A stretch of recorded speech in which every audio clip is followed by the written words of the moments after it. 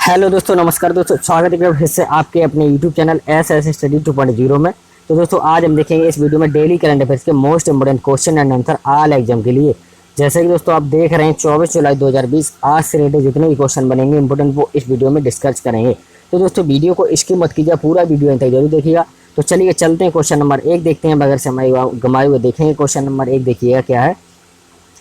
Internet speed में जून में 187 देशों की वर्ल्ड रैंकिंग में भारत कौन से स्थान पर रहा? तो बताइए दोस्तों इस क्वेश्चन का राइट आंसर क्या आ जाएगा। तो याद रखिए 129वें स्थान पर, ऑप्शन नंबर सी आपका राइट आंसर आ जाएगा कि इंटरनेट स्पीड में जून में 187 देशों की वर्ल्ड रैंकिंग में भारत कौन से स्थान पर रहा? तो याद रखिए 129वें स्थान पर याद रखिएगा।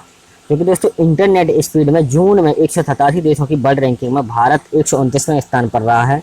जून माह की ग्लोबल रैंकिंग में भारत को 187 देशों के बीच 129 रैंकिंग हासिल हुई है। भारत में औसत मोबाइल डाउनलोडिंग स्पीड 34.67 Mbps रही है। कितना डाउनलोडिंग स्पीड जो थी 34.67 Mbps रही है, याद रखिएगा। जबकि अपलोडिंग स्पीड 11 Mbps रही है। कितना 11.01 Mbps रही है, याद रखिएगा। चलिए अगला क्वेश्चन देखेंगे क्या। देखिए क्वेश्चन नंबर 2 देखिए क्या। ई कॉमर्स कंपनी फ्लिपकार्ट ने किस कंपनी में 100% हिस्सेदारी अधिग्रहण करने के अगस्त में फ्लिपकार्ट होलसेल सर्विस लॉन्च करने की घोषणा की है? तो किस कंपनी के साथ? तो दोस्तों इस क्वेश्चन का राइट आंसर क्या आ जाएगा। तो याद रखिए वॉलमार्ट इंडिया प्राइवेट लिमिटेड के साथ, ऑप्शन नंबर ए आपका राइट आंसर आ जाएगा। क्या ई कॉमर्स कंपनी फ्लिपकार्ट ने किस कंपनी में 100% हिस्सेदारी का अधिग्रहण करने के अगस्त में फ्लिपकार्ट होलसेल सर्विस लॉन्च करने की घोषणा की है? तो याद रखिएगा वॉलमार्ट इंडिया प्राइवेट लिमिटेड के साथ, याद रखिएगा। जो कि दोस्तों ई कॉमर्स कंपनी फ्लिपकार्ट ने वॉलमार्ट इंडिया प्राइवेट लिमिटेड में 100% हिस्सेदारी का अधिग्रहण करने के अगस्त में फ्लिपकार्ट होलसेल सर्विस लॉन्च करने की घोषणा की है। Walmart India best price cash and carry business का संचालन करती है, याद रखिएगा।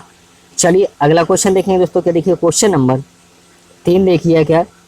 भारतीय राष्ट्रीय भुगतान निगम ने जो कि रिकरिंग पेमेंट्स के लिए कौन सी सुविधा शुरू की है? तो दोस्तों इस क्वेश्चन का राइट आंसर क्या आ जाएगा। तो याद रखिए यूपीआई ऑटो पे, याद रखिए कौन सी सुविधा? तो यूपीआई ऑटो पे, ऑप्शन नंबर बी आपका राइट आंसर आ जाएगा। क्या भारतीय राष्ट्रीय भुगतान निगम ने रिकरिंग पेमेंट्स के लिए कौन सी सुविधा शुरू की है? तो याद रखिए यूपीआई ऑटो पे, याद रखिएगा। जो कि दोस्तों भारतीय राष्ट्रीय भुगतान निगम जो कि एनपीसीआई ने रिकरिंग पेमेंट्स के यूपीआई ऑटो पे सर्विस शुरू करने के लिए, जो कि जिससे यूपीआई उपयोग करने वाला यूजर मोबाइल बिल, बिजली बिल, जो कि ईएमआई भुगतान, इंटरनेट और जो कि ओटीटी सब्सक्रिप्शन जैसे भुगतान किसी भी यूपीआई ऐप के जरिए कर सकेंगे, याद रखिएगा।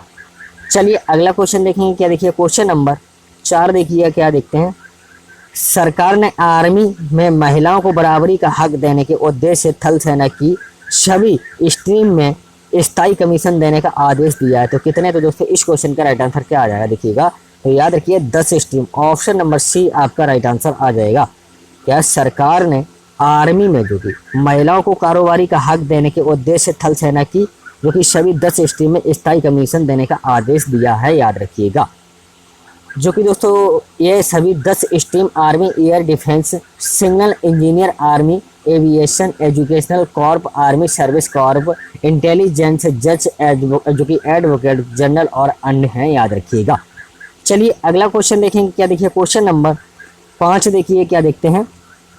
एलआईसी ने किस स्टील कंपनी में जून तिमाही में हिस्सेदारी बढ़ाकर 0.8% कर दिया है? तो याद रखिए किस स्टील कंपनी में? तो याद रखिएगा Tata steel company, option number B आपका राइट आंसर आ जाएगा।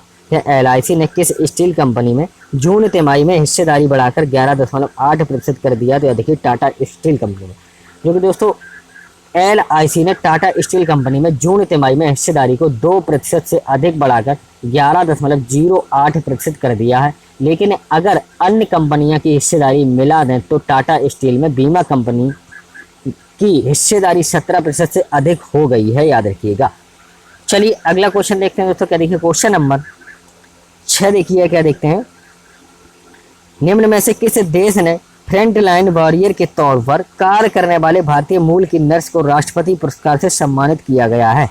तो दोस्तों किस देश में? इस क्वेश्चन का राइट आंसर क्या आ जाएगा? तो याद रखिए सिंगापुर, ऑप्शन नंबर बी आपका राइट आंसर आ जाएगा।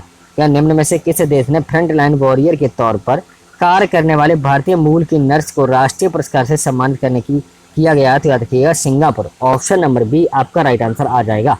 जो दोस्तों सिंगापुर देश में कोरोना के समय के दौरान फ्रंट लाइन वॉरियर के तौर पर कार्य करने वाले भारतीय मूल की नर्स कला जो कि नारायण स्वामी को राष्ट्रपति पुरस्कार से सम्मानित किया गया है। वे उन 5 नर्सों में से शामिल है जिन्हें इस पुरस्कार से सम्मानित किया गया है, याद रखिएगा।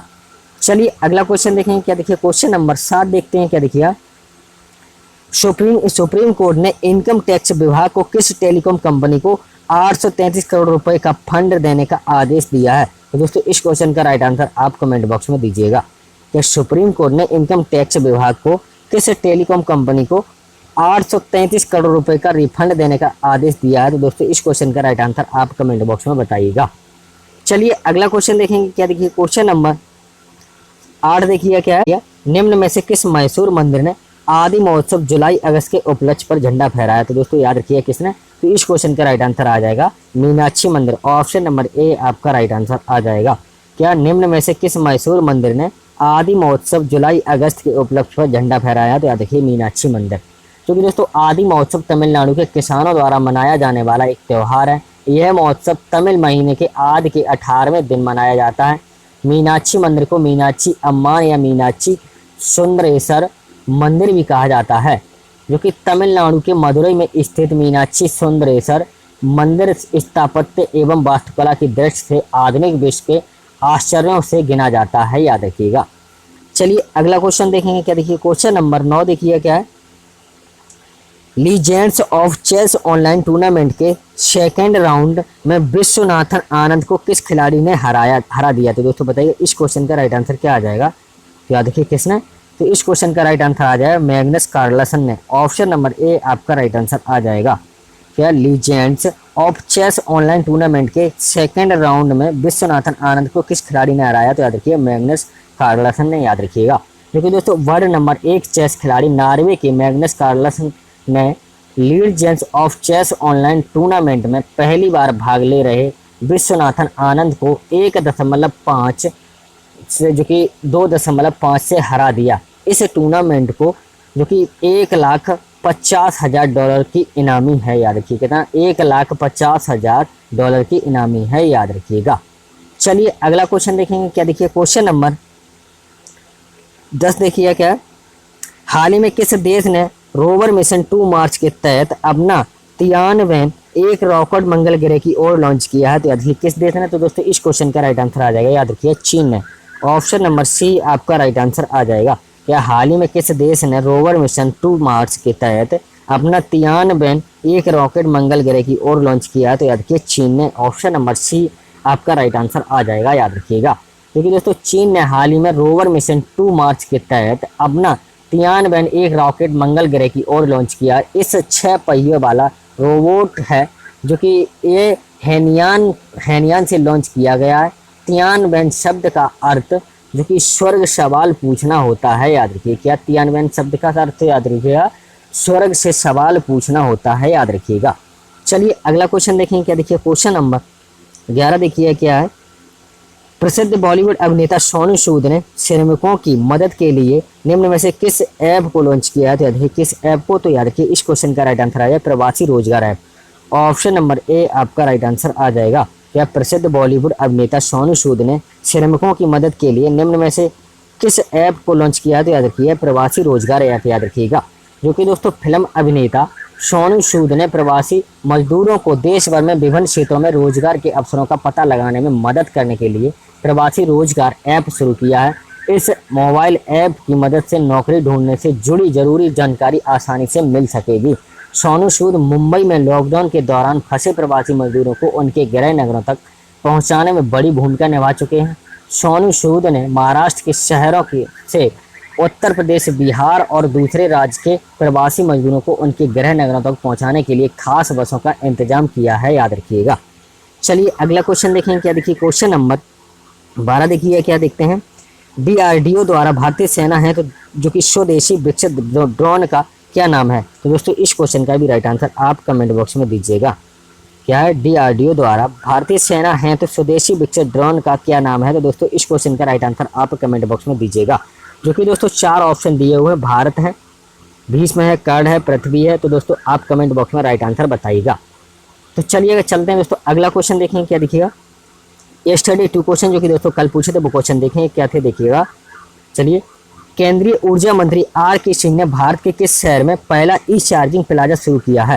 तो दोस्तों याद रखिए किस राज्य में। तो दोस्तों इस क्वेश्चन का राइट आंसर आ जाएगा दिल्ली में। ऑप्शन नंबर ए आपका राइट आंसर आ जाएगा। क्या केंद्रीय ऊर्जा मंत्री R.K. सिंह ने भारत के किस शहर में पहला ई चार्जिंग प्लाजा शुरू किया है। तो दिल्ली में, याद रखिएगा।